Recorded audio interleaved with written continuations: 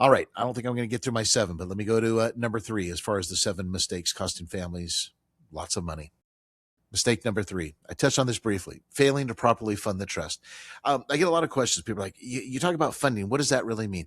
So funding is an estate planning term that just means you take your taxable asset, your home, your bank accounts, your taxable brokerage accounts, not retirement accounts, and you transfer the name or transfer the account into the name of the new living trust. That's called funding your trust.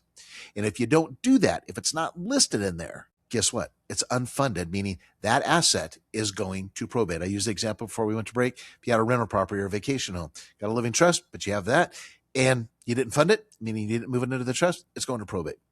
So you fail to fund the trust.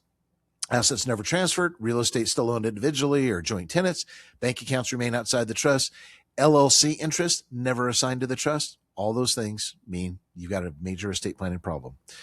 A great example, or a great analogy, I should say, is I saw this the other day. Creating a trust without funding it is like buying a safe and leaving the door open. Think about that.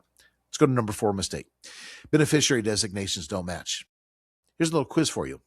Did you know that the beneficiaries that you have listed on your retirement accounts, let's say your 401k, your IRAs, etc., your life insurance, the quiz is this: what overrides, the beneficiary you named on the aforementioned forms or the beneficiaries you've named on your living trust or in your living trust? The answer is those that you named on those documents.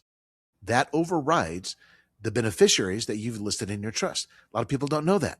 And there's a major problem, right? They'll, especially get into blended families and things, divorces.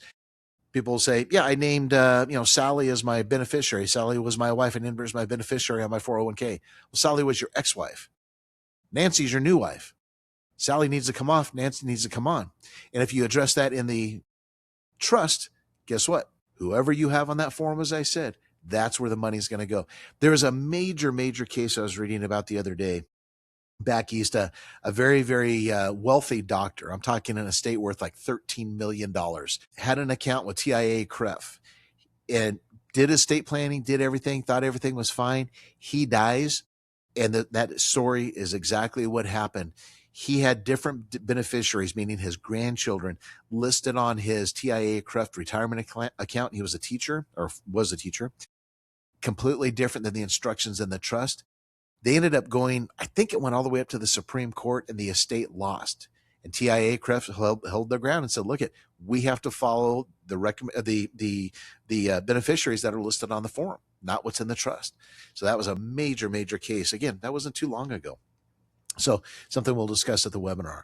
So IRAs, 401ks, life insurance, annuities, etc. Beneficiary designation distribution risk always overrides the trust provision. Now, I want to give one little exception to this. We now have the ability to create what's called an IRA trust.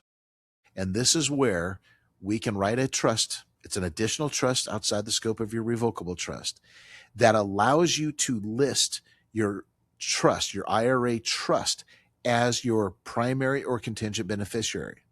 Now, what's so big deal about that? Well, in years past, I always recommended against that, right? Simply because if you die and you have your normal trust listed as beneficiary, that money has to be out of the account somewhere between 5 to 10 years, depending upon a number of circumstances. With the IRA trust, that does not hold. Not only can you extend out that time period that it's paid out, but what the clients really love is you get to determine when that beneficiary or beneficiaries receive their money. So for example, let's say you've got a 25-year-old kid. I just had this happen with a client the other day. You got a 25-year-old kid. Kid's not mature enough to handle pretty good inheritance when the time comes. So, or you have a child with special needs, whatever it is.